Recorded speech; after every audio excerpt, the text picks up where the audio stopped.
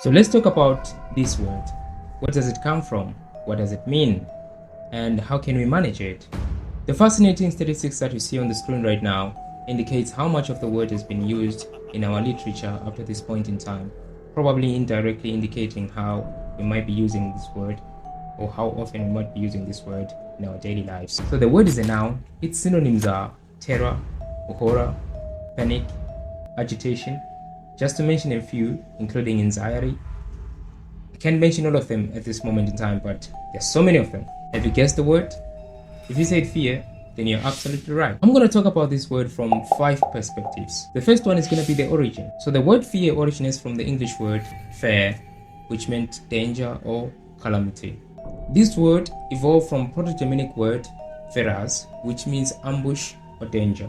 Over time, the word fear has evolved from describing external dangers to expressing internal feelings of being afraid. The second aspect I'm going to look at this word from is psychology. According to psychology, fear is an emotional response from a perceived threat. It triggers the flight or fight response, preparing our bodies to either face the threat or run away from it. There are different types of fears. For example, rational fears, the ones that protect us from dangerous stuff, and irrational fears that we can call phobias, the ones that can really hinder our daily lives. The third aspect of fear that I'm going to look at is that fear is communicable, like a communicable disease. It can be transferred from one person to another person. So for this one, let me share a story. On the evening of October 30th, 1938, millions of Americans tuned into their radios, as was customary in the pre-television era. They expected an evening of entertainment and news, but what they got was a night of fear and panic that would go down in history. The Columbia Broadcasting System, CBS, was airing an adaptation of H.G. Wells' science fiction novel, The War of the Worlds, directed and narrated by the then 23-year-old Orson Welles. The show began as scheduled, but its realistic news bulletin format soon led to an unexpected reaction.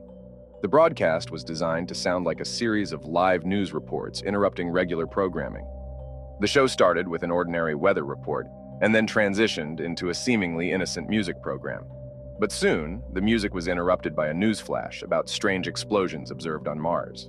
This was followed by a series of increasingly alarming reports about a Martian invasion unfolding in Grover's Mill, New Jersey.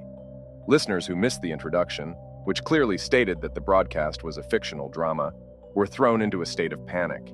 They heard vivid descriptions of giant Martian war machines armed with heat rays and poisonous gas, laying waste to the countryside and overwhelming human defenses. The actors' urgent and realistic performances added to the sense of immediacy and terror.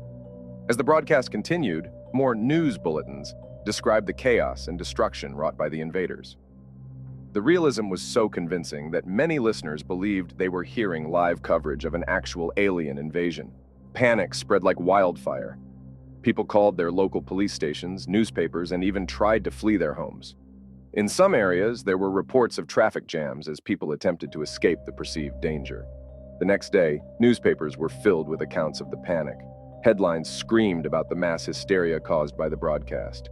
People had armed themselves, preparing to defend their homes against the imagined Martians. Some had packed up their belongings and fled to the countryside.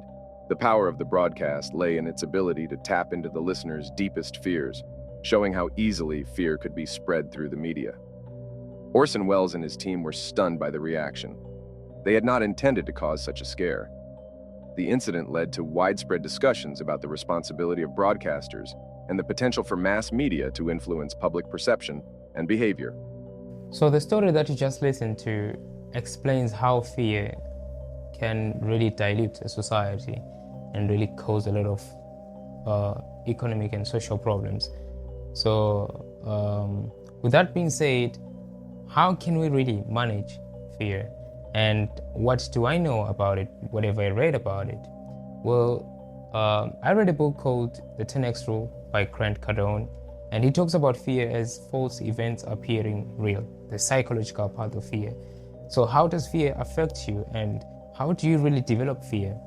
So let's say you are supposed to send an email to this important person, but you're hesitating because you don't really know what to write, or maybe you're supposed to present a problem. And you start creating these images in your mind, like about what will happen after the email, after you've sent the email.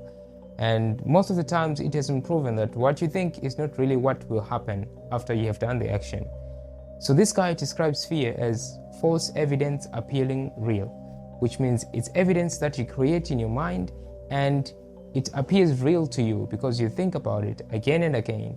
So you think it's real, but it's not real. So whenever you're scared, you enter a mode called self-preservative mode. You preserve yourself because your brain is designed to protect you from danger, right?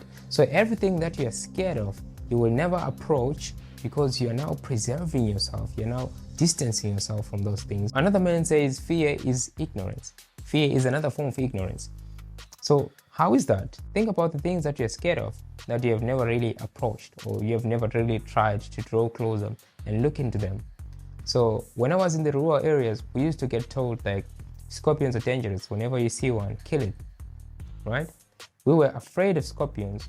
You didn't even take a look at a scorpion. You killed it and you left it like that. But recent studies have actually shown that the venom of a scorpion contains another chemical that shows some anti-cancer properties. If that man who discovered this thing had not been curious enough to study a scorpion, and if everybody in the world was afraid of scorpions, basically we would never have found such a useful chemical because everybody, because of their fears, they have become ignorant of the things around them. So my conclusion is this: whenever you feel like you're scared, try to analyze the situation. Look at what really are you scared of and try to maneuver around it and see if you cannot find a way out. Don't give it time, because time is like you're nourishing the fear. The more time you give it to fear, the more time you give yourself to think about these unreal situations that end up affecting you in the end, that end up causing you to enter this self-defensive mode, which is not ideal. You have to be curious, just as you were when you were young. So this is what I had to share today. If you feel like you like the information that I share on this channel, please subscribe or click the like button and tell me what you feel about fear in the comment section below.